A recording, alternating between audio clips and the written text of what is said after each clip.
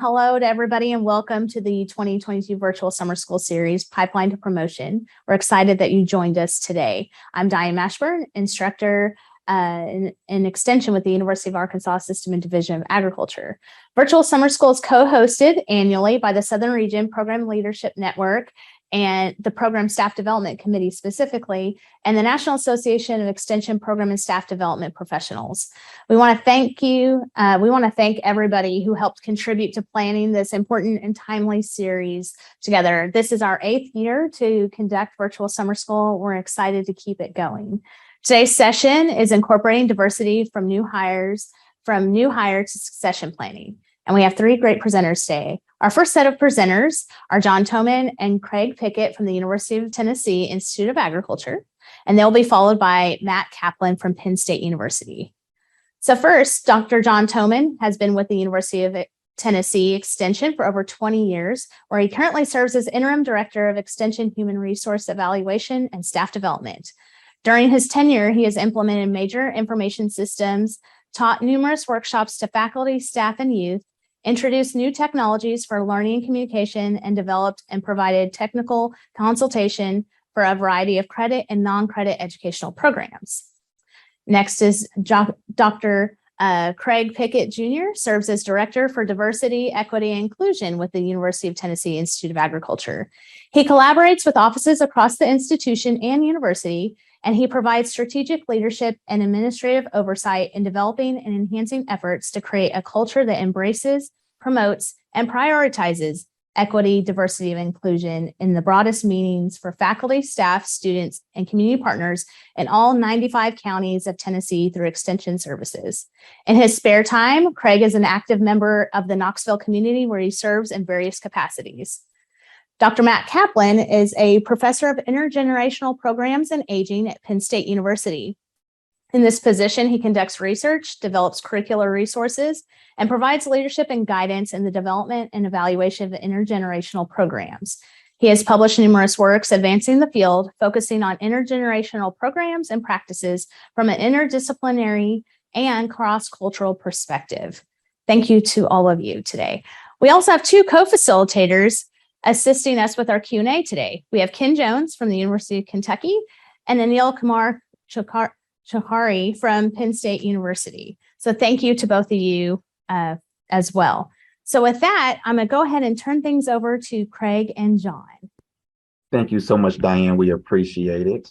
And I'm going to share my screen real quickly, and we'll go ahead and get started with the first aspect of today's presentation. Make sure you all can see the slide properly. So once again, Dr. Craig Pickett, I'm excited to be here on today with my esteemed colleague, Dr. John Toman. And so we'll talk over the next 18 minutes or so about our topic, which is strategies for diversity recruitment, analysis prior to action. So really creating opportunities to focus in on that long-term change. And so, like I said, over the course of the next 18 to 20 minutes or so, my colleague and I will really focus in on 3 areas. First, looking at it from best practices and national research. When we look at the best ways and the most effective ways to recruit diverse candidates, what does the research and trends tell us about how we should employ that within Extension all across our country? And then from there, we'll look at it from the lens of UTK and from our Ag Institute. So while all this is great, what are we doing here? So we're going to be as transparent as we can for you all across the nation so that you'll see what we're doing as well.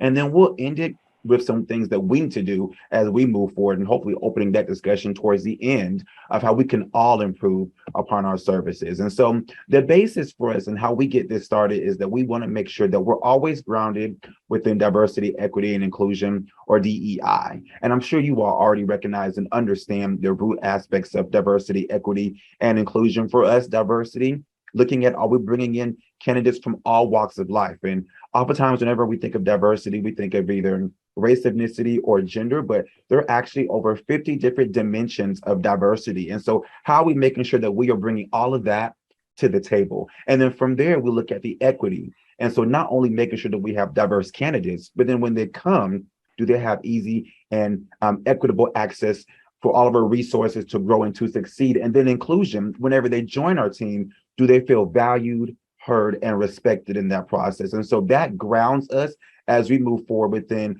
today's topic. And so for us, once again, Dr. Tolman and I, we're going to look at best practices as it comes to recruiting, hopefully a diverse pool of applicants for your positions all throughout your offices and extension. And so my goal is to start off with best practices and trends. And so oftentimes whenever we say, okay, Craig, I want to recruit amazing, diverse candidates, what do I do? Where do I post? And I always say, before you do that, it always starts at home first. So we're so quick to jump in and look at how do we start with the outreach, but actually national research says it's best to start at home and look at what are we doing inwardly. I saw somebody put in the comments earlier, which we appreciate, that you are looking at ways to shift the culture. Best practice in national research says before you do anything else, take a close examination of your office and of your institution. What are we doing to build a culture of respect and a culture of belonging to it? When we actually employ these tactics that we'll talk about, they'll actually work and they'll actually be significant. So what do we mean by that? Once again, national research highlights opportunities and the effectiveness of things such as mentorship programs, affinity-based groups, so creating opportunities for employees from all walks of life to connect with the group that best fits them and their needs and where they are so that they can grow while you're at their company. DEI training opportunities. And so are we finding ways to, once again, enhance our culture of the office by having training opportunities, focusing in on effective communication, inclusive leadership, unconscious bias, stereotypes? What are we doing to build that culture? So it always starts at home first. Look at the ways to where we are assessing our retention mechanisms first before we start looking at the ways that we can recruit second. So start thinking in the back of your mind, what are we doing to make sure that we are retaining these amazing colleagues that hopefully we want to bring in? Are we creating a culture where once we bring them here, will they actually want to stay in terms of their career endeavors? Now once we look at creating and establishing a culture, now we can look at it from the aspect of recruitment. And so some trends that national research tells us to think about, things such as our recruitment efforts. And so first off, our job descriptions. And some people say that's easy, we just write a job description and post it, right? But the question is, what are we doing to make sure that that job description is as inclusive as possible? And so it's always important to do an annual analysis of the job descriptions that were out there. The language that we're using isn't inclusive, but also looking at the actual structure itself of the position based upon the needs of the counties that we're trying to serve. And if you're not careful, you'll find yourself using the same job description for the past 10 years or so, and you're inadvertently blocking diverse populations from gaining access to working in your company because we're using these antiquated qualifications that are no longer necessary for a growing and diverse population that we're trying to serve every single day in extension. So taking a look at our actual job descriptions, what we're writing, how we're writing it, what things are required, and is it necessary within today's ever-growing and ever-diversified nation that we're in today. Also, national research asks, what are we doing in terms of search committees? And I'm sure you all served on search committees. I'm sure we're all experts on that. But once again, looking at things such as implicit bias, what are we doing to make sure that those that we have asked to serve on a committee understands the negative aspects of bias if we're not careful? We're all human, so we all have them. But what are we doing to combat them during the search process to where it doesn't affect our decision-making process? Because of that, it can be a barrier for us to really recruit amazing talent. And are we aware of those things? Because if we're not self-aware of bias, stereotypes on that committee itself, it can truly affect our engagement and the way to where we can really bring in diverse candidates from all walks of life. And if we're not careful, we're going to create a culture that's not inclusive, that's not sensitive, but instead we're going to create or really maintain a culture to where we are blocking ourselves from, once again, having diverse candidates from all walks of life. So what are we doing to train and empower and equip on a consistent basis those that we're asking to serve on various search committees that we're looking at? It's more than just looking at candidates. How are we making sure that we're holding them accountable from that lens of cultural competency and DEI as well? National research also asks, what are we doing from an extension standpoint to reach out to our partners across the nation? There are organizations, untapped potential within various groups that we could be looking at that are specifically serving populations, underrepresented populations, that we could utilize to once again bring creativity and innovation and thought into extension that we may not be aware of. And so how are we challenging ourselves to look at things beyond the box of how we post positions? Are we partnering now with various organizations nationwide that work within extension and agriculture, once again, for diverse populations? So organizations like Manners, Minorities in Ag, Natural Resources, and Related Sciences, a massive organization that pushes students of color to consider careers in extension, but also Cultivating Change Foundation, an organization focusing in on the LGBTQ population, encouraging them to consider ag and extension or more. So we have so many different organizations that oftentimes go untapped because we're unaware of it. And there are tens of thousands of members within these organizations that we can partner with in terms of information, guidance, but also, once again, recruitment in the future. And then lastly, I'm sure as you all do, as I saw in the comments, what are we doing to create those pathways for success, internships, externships, co-ops, opportunities to create the next generation of leaders and scholars as well. And so having those things are quite essential. But turn over to my esteemed colleague, Dr. John Toman. All right, thank you, Craig. It was interesting to me to see a couple things in the chat. One, as Craig already mentioned, the internal things that you're doing to change culture, as well as some of the things you're also doing with internships. And we'll touch upon those a little bit as I walk through the next several slides or so. Next one, please, Craig. So we started a strategic planning effort about 2 years ago. COVID kind of put it on hold. But we revitalized it this past year. And one of the big strategic planning items that we have, the strategy, is to foster an equitable workplace that promotes and supports inclusive and diverse workforce. And I was really, as the interim HR head, I was really excited about this one because I need the support from other people to help me go out and find diverse audiences and help me recruit better. So some of the things that they're looking at is to develop those unique partners, as Craig already mentioned. One of the ones that I got excited about when I first took this position was the Manners program. I had never heard of Manners, and when Craig got here, he and I sat down and talked about Manners, and we thought that would be a great opportunity to introduce some high quality students to extension and into our positions. And what I found out beyond that was that these students are interested in internships over the summertime, and they're actually trying to figure out how to navigate the internship. And I'll talk about our internship program in another minute. Also expand our internship program. Right now we have 3 interns. And then to establish a statewide recruiting committee, and that's to do some of the things that Craig identified in those best practices. Look at our position descriptions and things like that. Thank you. To look at our position descriptions is one of the big ones, because I've noticed some of the language we use in there may not be, it may not be accessible to people outside of agriculture, but it may not be accessible to diverse audiences who might focus in on certain keywords that would, they'd self-eliminate themselves from that position instead of considering extension positions like they should. So that's one of the big things that we're looking at doing with that committee. We're looking at marketing and where we go with our position descriptions and how we advertise, and are there other opportunities out there to advertise to get high quality candidates.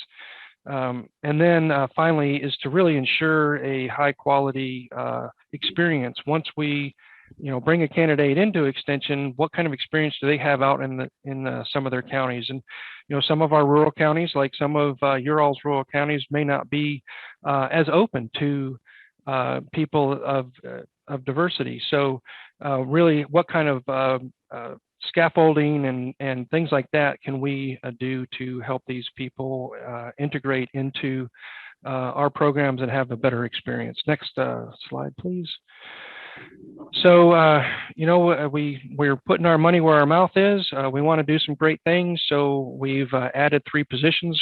Craig came to us last year as the Institute Director for Diversity, Equity, and Inclusion, and he's been a real lifesaver. He's been across the state giving presentations and really trying to incorporate culture into our workforce. We are in the process of hiring an extension assistant for diversity, equity, inclusion in 4-H. What we found is that 4-H is a pipeline to extension positions. So if we can increase the diversity in 4-H, we could also eventually increase our pipeline. Now, it's a real longer term thing, but I think something to work forward to. And then we're adding this fall a coordinator for student life, who is going to work with diverse audiences and help teach them about extension and what we do. So next slide, please, Craig. And so, as I mentioned, 4-H is a pipeline for us. So we've created a 4-H Congress Scholarship, and it's a real inexpensive way to bring diverse 4-Hers into 4-H Congress who might not ordinarily be able to afford to go to Congress. We have about 20 scholarships a year. Our sister university, Tennessee State University, we share those, and we each chip in to be able to bring 4-Hers into Congress. Okay, next slide. And so one of you all mentioned training of search committees. We have several things that go on. First of all, either when a search committee is first standing up, either myself or Craig will give an EEO charge. And in that charge, we emphasize the diversity recruiting and really working hard to find diverse applicants. Then we have STRIDE training. As you can see there, it stands for Strategies and Tactics for Recruiting Diversity and Excellence. And we have two sets of these. We have one that is geared more towards faculty searches and one geared towards staff searches. And it's a really good training program where it's interactive, and we get to talk about different issues and bias and things like that as related to being on a search committee. And then CATE Online Learning, that's our learning management system. And in that system, we have around 90 or so courses that are geared towards equity and diversity. So next slide, please. And so here's two really great programs I think we have.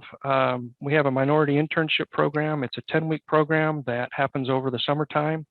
And people can be either set with a county agent and work alongside them and do everything the county does, or they can be in a department and actually work with a professor and do some real research and things like that. And then at the end of the summer, they have an opportunity to show their work, and we have a minority internship, just an internship day in general, and where they get to come and everybody gets to show what they've done all summer. And then we have an agent and training program, which is another great program. In our state, we have 3 regions. And so we have one agent in training in each region. And what that allows us to do is to place a minority into a county level position without any search. So it's a really good tool to, if we want to hire somebody really quickly, we get them into that position, they learn about extension, and they stay. And so through these programs, we have almost a 50% ratio of people that stay after one of these programs. So next slide.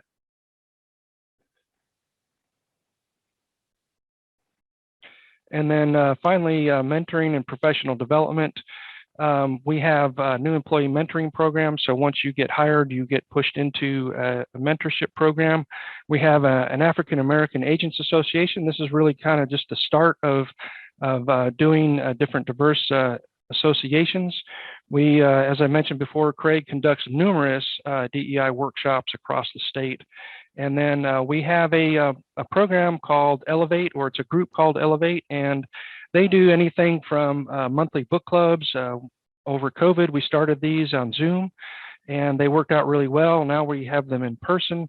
We also do the Coming Together for Racial Understanding program, and that's a face-to-face program. And then finally, culturally and linguistically diverse, and really that's to kind of identify what kind of languages are out there and provide information and things in the language that people speak. So next slide. I appreciate it, John. And as John has indicated and showcased, we have our best practices that I talked about earlier. John highlighted all the things that we're doing, that we're trying to do within DEI to really incorporate more effective and significant recruitment and retention aspects to bring on applicants from all walks of life. But to be transparent, we are still a work in progress, just as you all are as well. And so we never want you to feel as if we are the keepers and the gatekeepers of everything in terms of DEI expertise. There are still areas where we are trying to grow as well too. And so in our last 2 or 3 minutes, we want to be transparent with you all. There are still future areas that we want to work on as it comes to our goals within the Ag Institute for the University of Tennessee. One is we recognize that we have to do some work still within our own office. I'm sure, as you all know, about our marketing and branding. One of the first ways for candidates to see us website. And so looking at the ways to where we are not only shifting the culture inside, but then making sure that applicants outside can note that cultural shift as well too. And so we have to do a better job within our office in terms of marketing videos, pictures, ways of where we're getting our partners, video testimonials. There are some things that we need to do on our end to step up our game, to be honest with you, and to be transparent about creating a better image out there for the world to see. Once again, we're in all 95 counties. There's work that's being done. And so for us to do a better job, we have to make sure that the world gets that message. And so that's one area that we're trying to really improve upon right now, is really updating the way to which we're marketing and branding ourselves. And as I said earlier, the job descriptions, I'm actually working with John right now to look at other ways to where we can start looking at and reviewing some of the jobs that we have posted right now. There are jobs that we've had and the same job description has been posted whenever this open, for years and years. And so now we're asking ourselves, is this qualification still necessary? Is this still necessary? Is this written in the most inclusive manner? Or are we hindering and blocking populations from even considering this opportunity because we're operating from an antiquated mindset of what's necessary back then versus what's necessary today with a growing and evolving and a more diversified population, as we see in Tennessee as well too. So just two of the things that we're trying to work on every single day. Yeah, and so some of the other, couple of the other next steps that we have for the Institute and Extension is to really expand our affinity groups beyond the African American associations. I think we've had some really great success with them. They take the pulse of folks out there, and I think if we start expanding those to other diverse groups, I think we're going to be able to strengthen our culture and really work on how to make our culture within Extension better. And next slide, please.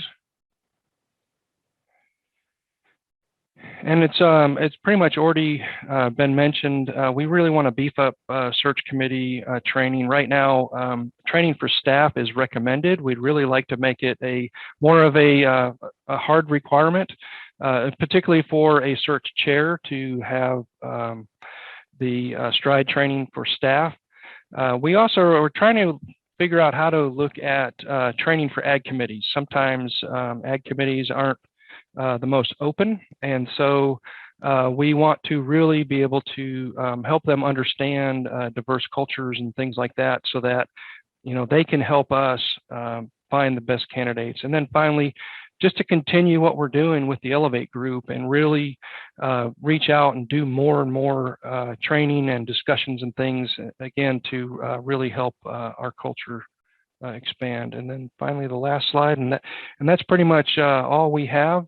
We really appreciate your attention, and I think we're going to open it up for questions. Great job, John and Craig. We appreciate the presentation. We have a few questions here. The first one goes back to the job description. Of course, a lot of times that deals with the language that's portrayed in the job description. Can you provide some examples of how you went about to change the job description to make it more inclusive? Yeah, and like I said, that's something that we're actually working on right now. It's an ongoing project. We've had some discussions recently about ways to where we can look at, like I said, everything from the job requirements to what's necessary for a population to grow, for a candidate to go, get access. Like, for example, there are positions where in the past we've said you must have this degree in agriculture to make it, to succeed in this field. But now, as the industry is evolving, there are other opportunities, other majors that could also be useful within this area of employment. And so for us to still pigeonhole to where you have to have this one major or this one background, or you have to have this experience just in this aspect, when you have diverse candidates coming in from all walks of life with mindset, perspective, experience, and proven track records that can be utilized to help us move to the next level. And are we pigeonholing ourselves to just this one population that has historically had experience in this while others haven't? And so if you have, a position to where you can only have this experience if you come from a farming background, ag is becoming more urbanized. So you'll find automatically there are certain populations that are never get access to those jobs if that's doing the job description. So things like that, examining what are we doing to make sure that our positions are more effective based upon the population that we're serving today? And are there skills that we're not thinking about that we should be including in the job description because our candidates are becoming more diversified than ever before? Are we considering new skills, new tactics that should be considered and added to that job description to make sure that that person succeeds in that role and leaves a significant impact on the county members there. Excellent, thank you. The next question, it relates to the minority internship program. Do you provide housing, salary, travel? And then another part of that I'd like to know a little bit more about. Once those individuals are involved in the internship program, are they sort of guaranteed a job after that? What's the next step for them? So for the internship program, we do pay a salary. They get approximately the same salary as a starting agent would have for that 10 weeks. And so we do also provide travel, but we do not provide housing. So most of the interns are either in their home counties if they can, or they do part-time housing for the period of that 10 weeks. And they're not really guaranteed a job. What we do at the end of the internship day, when they all come to Knoxville and do their presentations, we do have a session that is just on, next steps. Where do we go from here? What kind of jobs are available? And that's where I and other leadership sit down and talk with them to see what their interests are, and then see where the opportunities might be. Many of the interns are juniors, so they would have another year, and then whatever jobs were open at that particular time when they graduate they would certainly be under consideration. I would think they would have a leg up because they've already spent 10 weeks and they understand extension and what's going on. So. Great, thank you. And we just had another question to pop in here. I think we've got a few more minutes to answer. How do you create awareness about existing opportunities to enhance a wider reach among the minorities?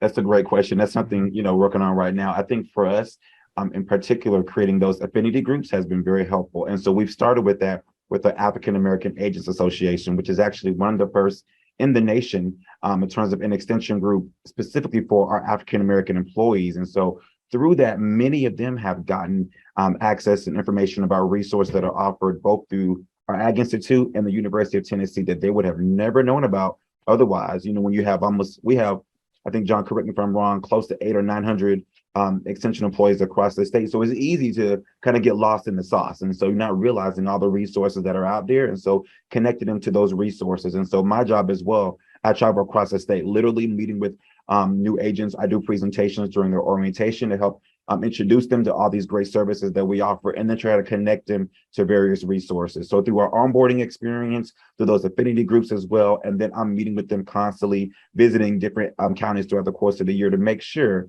that our employees feel valued and empowered. And through that process, I'm trying to consistently introduce them to new resources. And so it's an ongoing process. I'm an office of one, but like I said, we're making it work all that we can across the state. Awesome, great, thank you. Okay, now we'll turn it over to Dr. Kaplan. Hey, thank you very much, Dr. Jones, and thank you too, Craig and John, Drs. Pickett and Toman. So my topic is going to be a little bit different than what you usually hear about when you go to a diversity type of training. So let me just share my screen. So I'm going to talk about age, and actually age is a dimension of diversity. And like other dimensions of diversity, there are many negative stereotypes floating around. There's discrimination and so forth. But one of the unique things about age as a dimension of diversity is that all levels of age are actually experienced by every human being, if they're lucky. So you might wonder, well, gee, if we're going to be young, middle-aged, and older adult at some point in our lives, why would there be negative age-based stereotypes? So that's one of the questions that keep me in a job as an intergenerational specialist at Penn State, is how do we bring people together across ages, across generations, to understand what they have in common and to work for common enterprise. And certainly intergenerational kind of angles, being aware of age as a dimension of diversity, around hiring, onboarding, building capacity, succession planning, plays big. How do you have an age diverse workforce on which everyone's contributing and trusting one another and understanding each other? Okay, so let me go through. Here's an overview. I'm going to talk about what's going on demographically the age wave.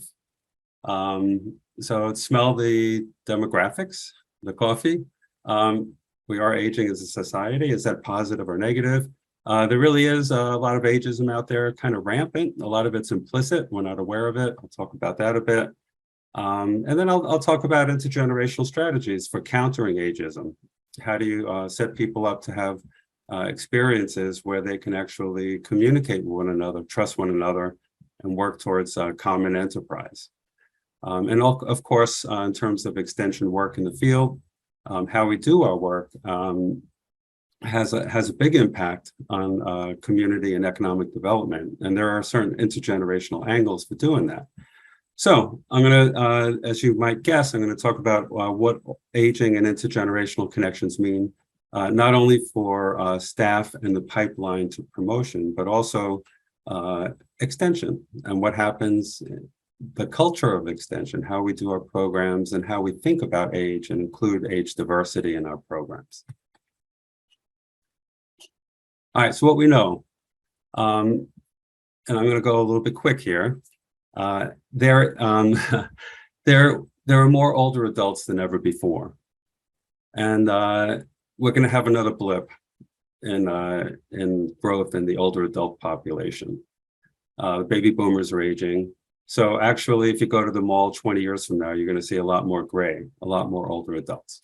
So what does that mean? All right, so now COVID has influenced things a bit, but for the most part, older adults today are healthier and more active than in previous generations.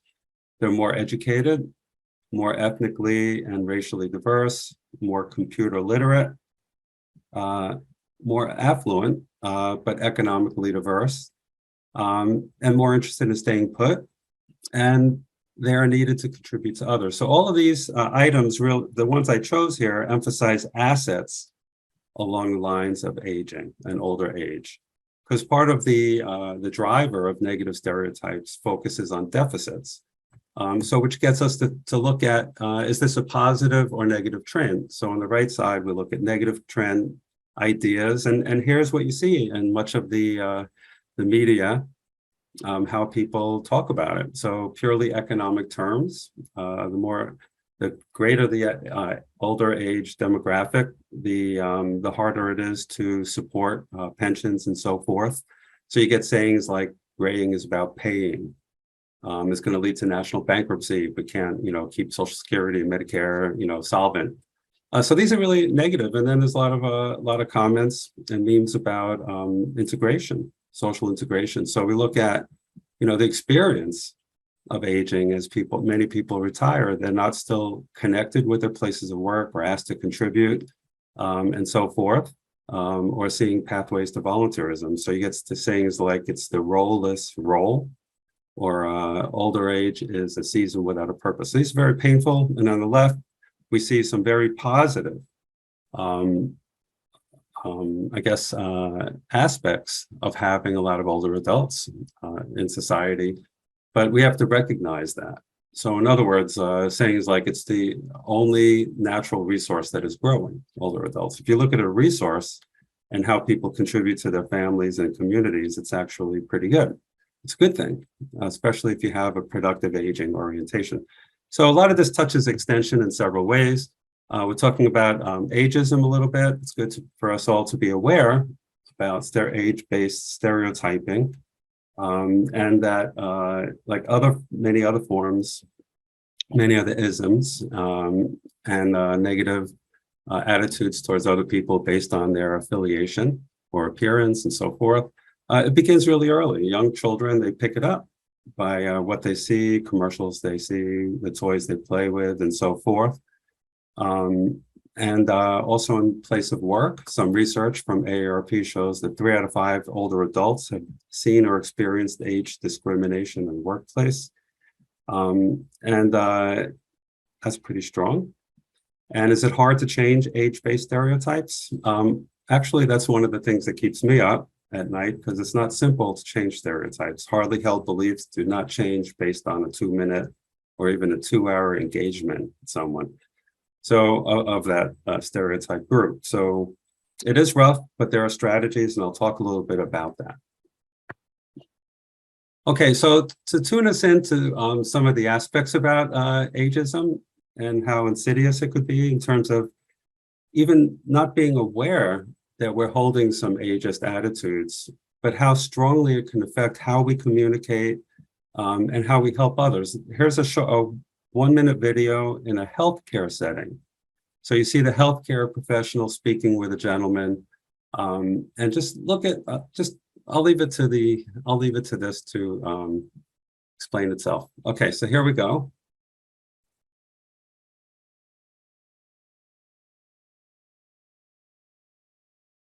Oh, Mr. Henderson, come on in. Sit down. I have your physical report. Everything came out perfect.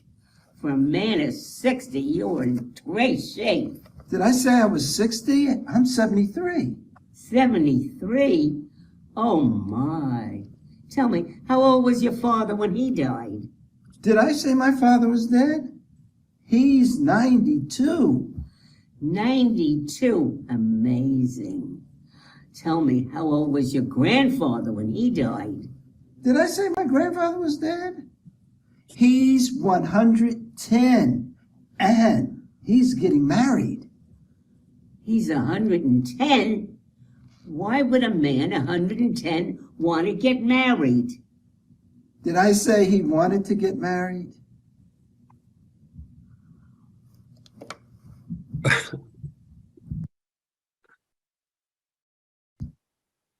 Okay.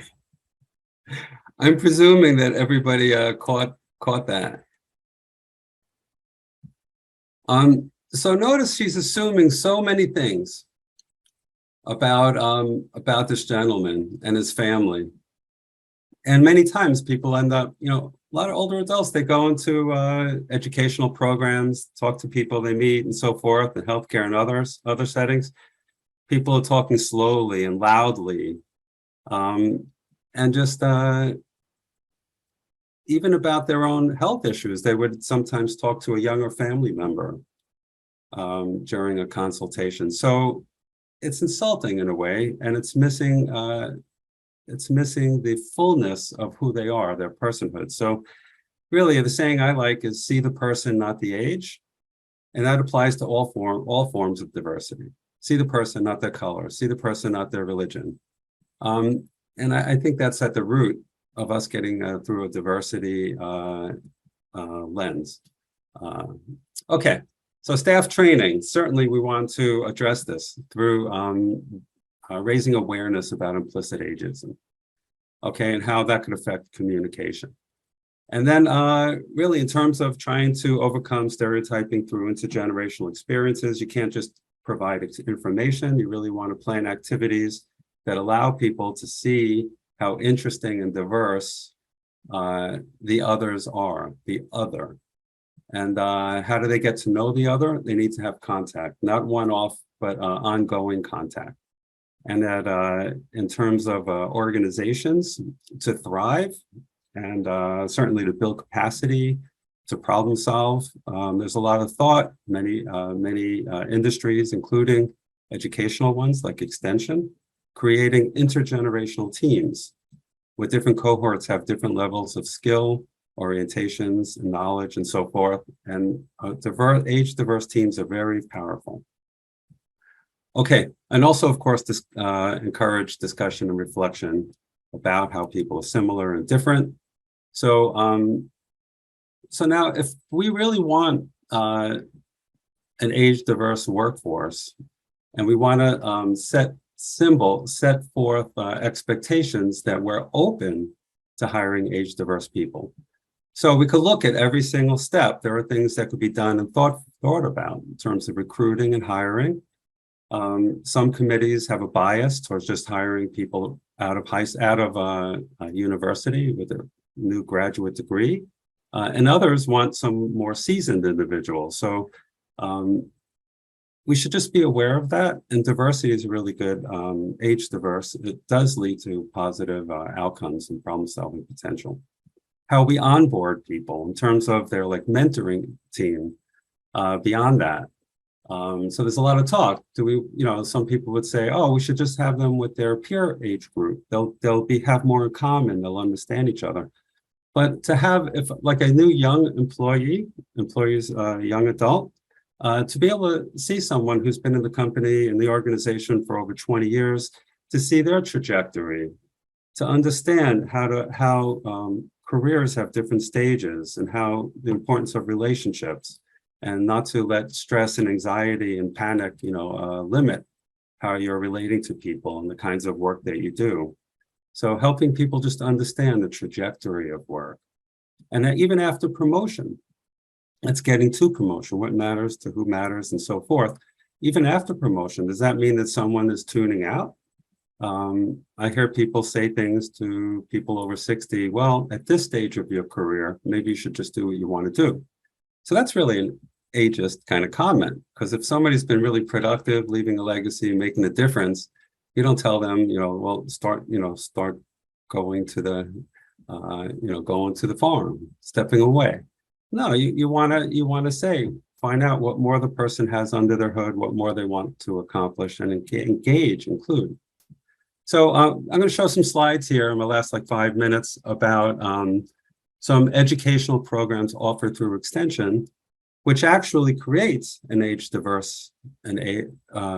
age-diverse, welcoming culture. So in terms of programs related to health and wellness across the lifespan, ways to strengthen families, particularly multi-generational families that have vulnerabilities, like the generation in the middle is not there, usually for not a good reason. So you have grandparents raising grandchildren, and also in community and economic development type of work. So basically, people need opportunities. We need to provide opportunities for people to share who they are and what they care about. So one of the nastiest aspects of age diversity, and people tell me this all the time, whether they're 18 or whether they're 75, is that people assume certain things of you.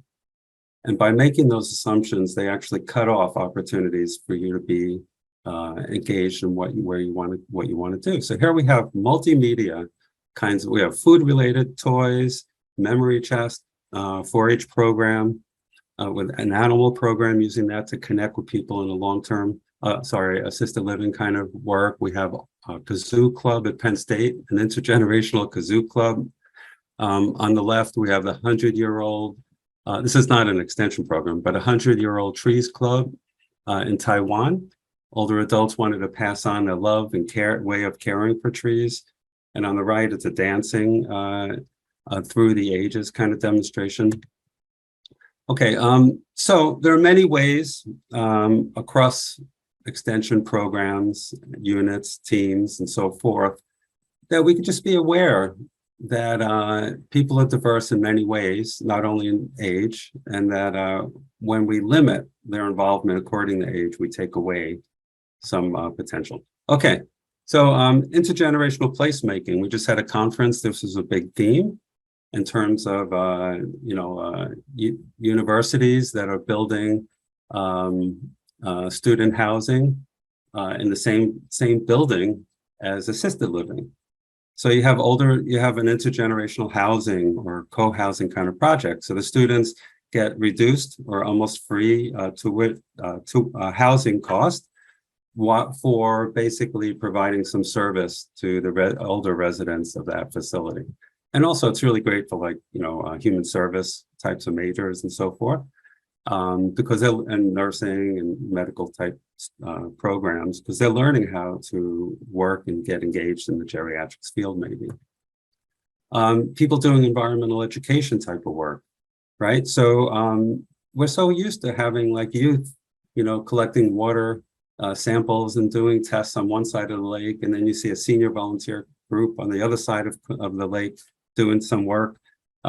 So why not have them together, where you have an intergenerational environmental education and action kind of program around water quality, measuring, promotion, campaigning.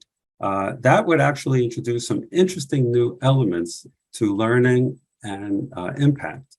So if you look at this, an intergenerational angle for environmental education, that when you learn together, you learn about the temporal component, how natural environments have changed over time, And you could do research together, you could discover together, and you could do stewardship type activities to prevent runoff and so forth. And you solve problems together.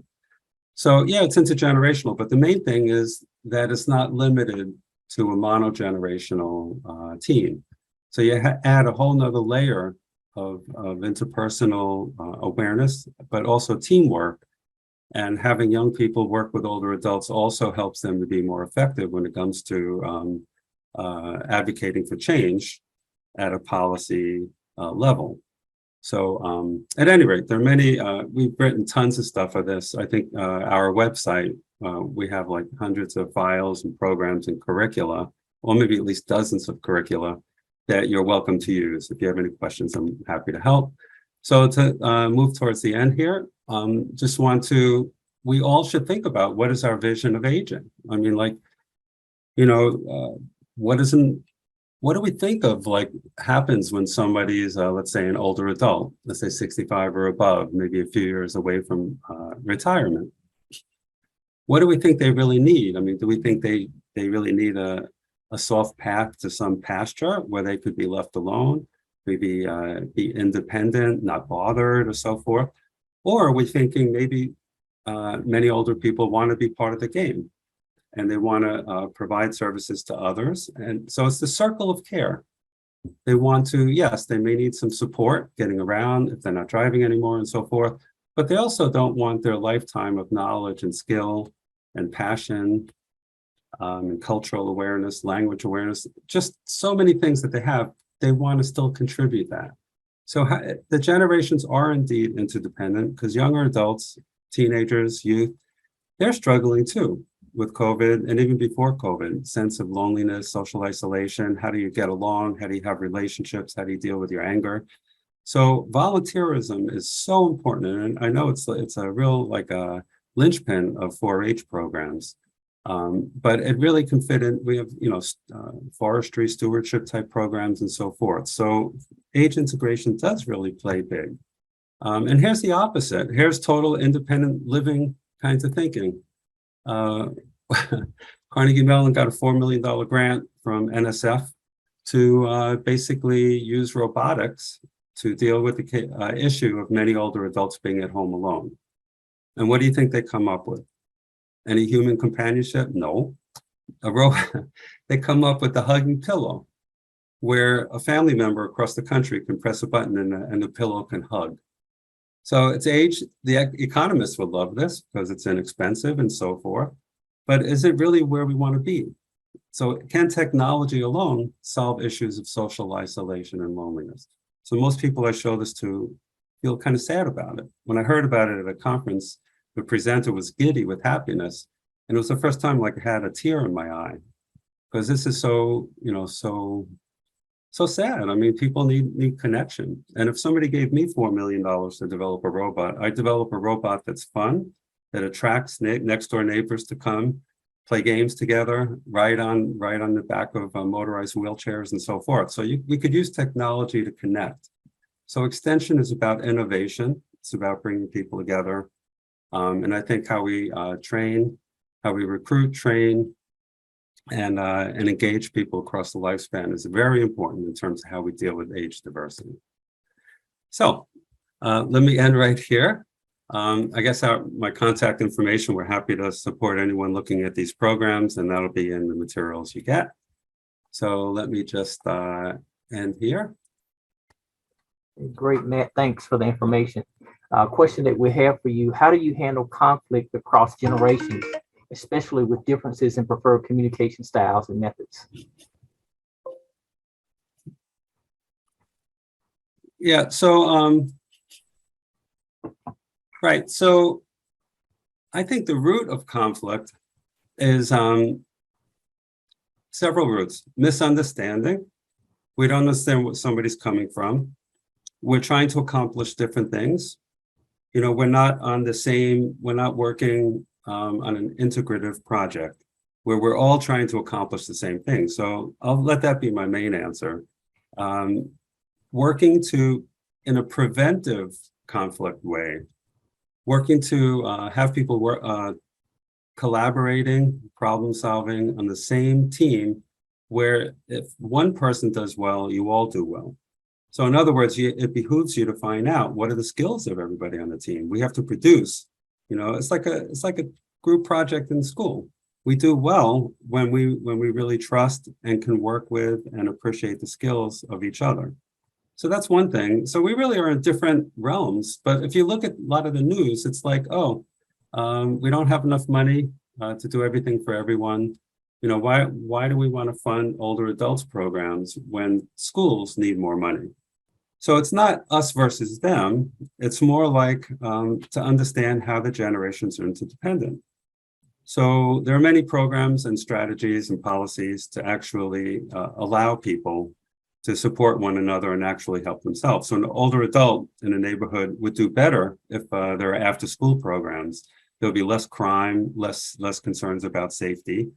And young people too, if older adults are okay in their older years, in terms of economic viability and sustainability, then they're more likely to volunteer in the school and be coaches on teams, teach you new skills, support you, in many ways, mentor young people. So there's win-win. So it has, there's so much that the mentality is one of conflict and the pie is so small. So it's a matter of contact, collaboration, shared goals. Sorry, that's a little bit much, but it's a great question because we do have that sense that it's a competition. So it's more of a family. It's not a fight. How do you build a family? It's a good way to put it. And so with intergenerational relationships, we often think about young people and we think about older adults. What about that mid group there that's mid-career professionals? How do we plug them into the intergenerational puzzle, if you will? Right. So intergenerational folks, the literature and so forth, like myself focusing on, historically, like 35, 40 years ago, focused just on the bookend generations, very young, very old, because they had certain vulnerabilities and so forth. But absolutely, it's all generations, the generations in the middle in terms of volunteering, in terms of within families, like so-called sandwich generation people with caregiving, sweat, and so forth. So there's a very important role there. And also to understand the stresses and challenges at each generation. The generation in the middle sometimes can step back from dual caregiving pressures if the older and younger family members and community members are able to come together in a way where they support one another. So it's kind of, how do you sustain families? How do you sustain communities? Families want to play together. They want to spend time together. So we could plan parks, that are good for young families, good for people with cognitive deficits, passive and active, recreational opportunities. So everybody, the whole family can come there and people can do things together. So at any rate, it really does. It's more of a lifespan perspective. So it's not ignoring the generations in the middle. Thank you. We'll turn it back over to Diane. Great. I want to thank again all of our presenters this morning, John, Craig, and Matt. And thank you all for attending today's session of the Virtual Summer School. If you'd like to contact any of today's presenters, we'll be putting their contact information in chat now. We'll also be sharing their presentations on the NAEPSDP webinar archive page along with today's recording. Those recordings will be available either later this week or the beginning of next week as we process and transcribe those for accessibility. We appreciate your feedback on today's session, and there will be a couple of ways to access the survey. You can either follow the link we'll be putting in chat momentarily, or you can use your phone, scan the QR code that will be shown in the closing slides, and complete the survey there. And to close, we invite you to join us tomorrow for our session. We'll be having a panel discussion on orientation onboarding with panelists from Ohio State Extension, UGA Extension, Texas A&M AgriLife Extension, and Oklahoma State Extension. You can visit the NAEPSDP website to register for any of the remaining sessions in this week's series. Thank you again to all of our facilitators, our speakers, and to everybody in attendance. Have a wonderful day, and we will see you all tomorrow.